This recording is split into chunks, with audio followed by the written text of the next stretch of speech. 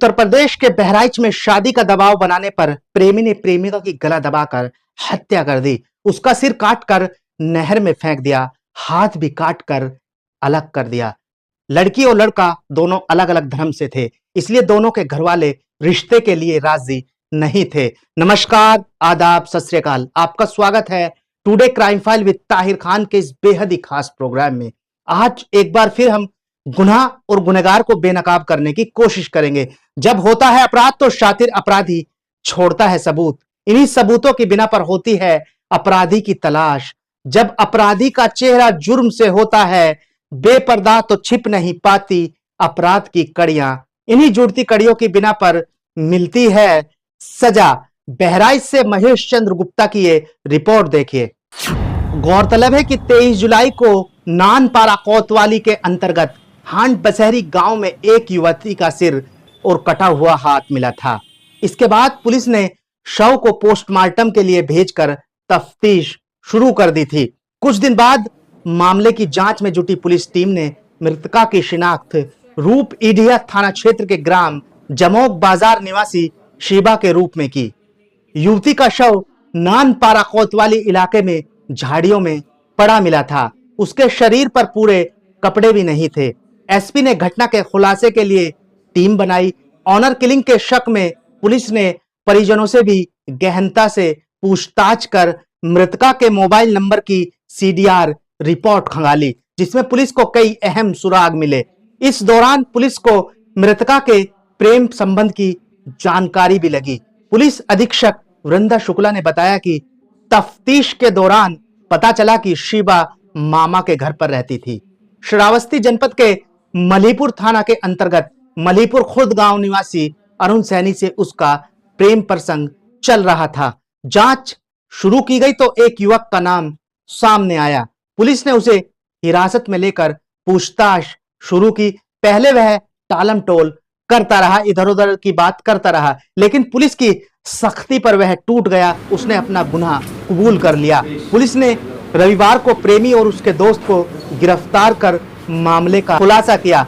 बचपन से मामा के यहाँ रह रही थी शीबा, यह भी जानकारी निकल करके सामने आई है। रूप ईडिया थाने के जमोक गांव में हसमत अली परिवार के साथ रहते हैं। उनके अनुसार उनकी भांजी शीबा बचपन से ही उनके पास रह रही थी। यहीं से उसने हाई स्कूल तक की पढ़ाई की थी। 20 जुलाई को अचानक वह घर से लापता हो गई। उसकी तलाश की गई लेकिन वह नहीं मिली। इसके बाद थाने में बीती 23 जुलाई को नानपारा कोतवाली में हांडा बसहरी गांव में एक युवती का अर्धनग्न हालत में शव मिला। सिर गायब था, हाथ भी नहीं थे। हसमत अली ने युवती की पहचान अपनी भांजी शीबा के रूप में की। इसके बाद एसपी वृंदा शुक्ला ने घटना का खुलासा करने के लिए पुलिस टीम का गठन किया। टीम में trainee CO Harshita Tiwari, Nanpara police, स्वाट और सर्विस लांस टीम ने इस ब्लाइंड मर्डर केस की जांच शुरू की। शीबा के प्रेमी अरुण और उसके एक साथी को गिरफ्तार किया गया है। बताया जाता है कि 1 साल से ये अफेयर प्रेम प्रसंग चल रहा था। एसपी वृंदा शुक्ला ने बताया शीबा का अरुण से 1 साल से अफेयर चल रहा था। अरुण उसके क्षेत्र में स्थित अपने एक रिश्तेदार के मेडिकल स्टोर में काम करता था। वहां शीबा भी कभी कभी दवा लेने आती थी। इसी दौरान दोनों की बातचीत शुरू हुई। उसके बाद मुलाकात होने लगी। दोनों एक दूसरे को पसंद करने लगे। पसंद बेइंतहा मोहब्बत में बदल गई। जी 23 जुलाई 2024 को नानपारा थाना के क्षेत्रांतर्गत हडी बसेरा गांव में एक नदी के किनारे जंगल है, जहां से एक लगभग 20 वर्ष की महिला का शव बरामद हुआ था। इस शव पे कोई सर नहीं था, एक बाजू नहीं थी और विभिन्न अन्य बॉडी पार्ट्स को भी काफ़ी हानि पहुंचाई हुई थी और इस पे कपड़े भी नहीं थे, सिर्फ अंडरगारमेंट्स में शव पाया गया था। तो इसका तत्काल संज्ञान लेते हुए मौके का निरीक्षण किया गया था। हमारी फोरेंसिक टीम द्वारा आवश्यक एविडेंसेस कलेक्ट किए गए थे और पोस्टमार्टम की रिपोर्ट आने के उपरांत पुलिस द्वारा इसमें मुकदमा पंजीकृत कर इस पर शिनाख्त करके आरोपी की खोज करने का प्रयास किया जा रहा था। एसपी ग्रामीण महोदय और प्रशिक्षु क्षेत्राधिकारी महोदय हर्षिता तिवारी के नेतृत्व में थाना नानपारा की टीम और एसओजी सर्वेलेंस की टीम द्वारा सफलतापूर्वक आज इस घटना का खुलासा किया गया है। और ये बात संज्ञान में आई है कि जो पीड़िता है ये मुस्लिम समुदाय की थी और इनका एक हिंदू समुदाय के लड़के के साथ प्रेम संबंध था, जिसको लेकर दोनों परिवारों में काफ़ी तनाव था और इनको संबंध खत्म करने के लिए हिदायत दी गई थी। इसके पश्चात भी इनके द्वारा ये संबंध जारी रखा गया था और हाल ही में लड़की चाह रही थी कि इन दोनों की शादी हो जाए और इसी के फलस्वरूप लड़के द्वारा ये योजना बनाई गई और अपने एक साथी का सहयोग लेकर लड़की को बहला फुसलाकर एक सुनसान स्थान पे बुलाया गया। दोनों मोटरसाइकिल पे बिठा के इसको घटनास्थल की ओर ले गए। वहाँ पे गला घोट के पहले लड़की की मृत्यु की गई। उसके बाद एक बोगड़ा की मदद से उसका सर काटा गया, उसके कपड़े उतारे गए ताकि शव की पहचान ना हो सके और इन चीज़ों को जंगल में तथा पानी में डिस्पोज ऑफ किया गया। और पुलिस द्वारा विभिन्न प्रकार के एविडेंसेस गैदर किए गए जो अलग अलग गुमशुदगियाँ निकटतम थानों में, निकटतम जनपदों में लिखी गई थी। सभी जगह हमारे कांस्टेबल्स गए, सूचना लेके आए, उन सबको एनालाइज किया गया कि कौन इस घटना से जुड़ सकता है।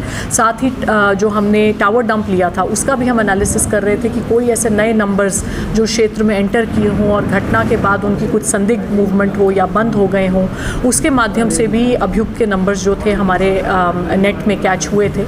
इन सभी एविडेंसेस को जोड़ते हुए हम दोनों अभियुक्तों तक पहुंच सके हैं और उसके बाद अभियुक्त के साथी की निशानदेही पे जो कपड़े घटना में यूज़ हुए थे अभियुक्त द्वारा जो पहने गए थे, जिन पे बहुत सा खून पीड़िता का लगा हुआ है, वो भी बरामद कर लिए गए हैं। इनका डीएनए मिलान अभियुक्ता के मृतका के जो डीएनए सैंपल्स हैं उनसे कराया जाएगा।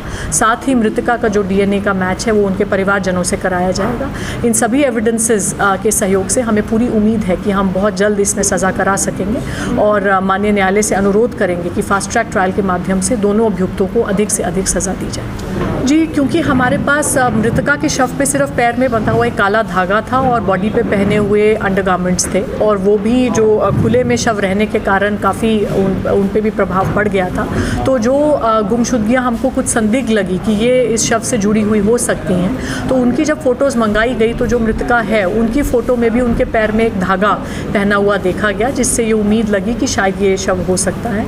फिर उनके परिवारजनों को बुला के अंडरगारमेंट्स के सैंपल दिखाए गए तो उनके द्वारा भी ये आशंका व्यक्त की गई कि शायद ये उन्हीं के अंडरगारमेंट्स हैं। फिर उनके घर पे जाके उनके अन्य अंडरगारमेंट्स से मिलान कराया गया तो लगा कि ऑलमोस्ट बिल्कुल सही मैच है। तो उसके बाद फिर जब हम अभियुक्त तक पहुँचे और उनसे पूछताछ शुरू हुई, उनके टावर के मूवमेंट के संबंध में पूछताछ शुरू हुई, तो फिर पूरा जो ये संदेह था ये विश्वास में परिवर्तित हो गया और अभियुक्त को घटना से जोड़ लिया गया। फोटो क्या घर मंगाएगा? जी, हमारे पास गुमशुदगियों में फ़ोटोज सब रहती हैं थाने पे। धर्म अलग होने के चलते राजी नहीं थे दोनों के घर वाले, ऐसा भी बताया जाता है। जब इस बात का पता दोनों के परिवार वालों को चला तो उन्होंने धर्म अलग अलग होने से इस रिश्ते का विरोध किया। प्रेम संबंधों की जानकारी होने पर मृतका के मामा ने प्रेमी अरुण की पिटाई कर भांजी से दूर रहने की हिदायत दी थी। बावजूद इसके दोनों चोरी छिपे एक दूसरे से मिलते जुलते रहे। इसी बीच शिबा अरुण पर शादी करने का दबाव बनाने लगी, लेकिन वह शादी करने के लिए राजी नहीं था। वह शिबा से कहता था हम अपने परिवार को राजी करने के बाद शादी करेंगे। शिबा अरुण की बात मानने को तैयार नहीं थी। इसी बीच शिबा उस पर शादी के लिए लगातार दबाव बनाती रही। तभी से अरुण उससे दूरी बनाने लगा।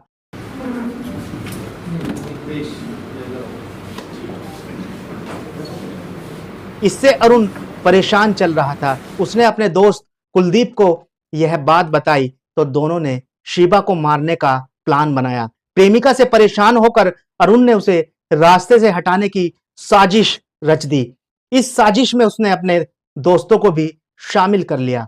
दोस्त को फोन कर बुलाया, फिर गला दबाकर मार डाला। अरुण ने शिबा को मिलने के लिए बुलाया, वहां भी उसे समझाने की भरपूर कोशिश की, लेकिन जब वह नहीं मानी तो कुलदीप ने उसका पैर पकड़ा और अरुण ने शिबा का गला दबा दिया। कोई लाश को पहचान न सके इसलिए उसने बांके से उसका गला काटकर पानी में फेंक दिया। उसके हाथ को भी शरीर से अलग कर दिया गया और बॉडी वहीं फेंक कर दोनों घर लौट गए।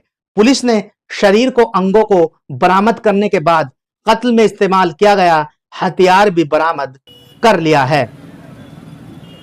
बहराइच से महेश चंद्र गुप्ता की रिपोर्ट। प्लीज आप चैनल को सब्सक्राइब जरूर कर दीजिएगा। तो अभी के लिए बस इतना ही। आप रहिएगा होशियार, खबरदार। आप स्वस्थ रहें, मस्त रहें, सतर्क रहें, सुरक्षित रहें। फिर मुलाकात होगी किसी नई घटना के साथ। देखते रहें today crime file with Tahir Khan. सीख एक को, लेकिन सबक हम सबको है। अभी बहुत कुछ और, आप देखते रहिए टीवी टुडे न्यूज़ 24। नमस्कार, जय हिंद।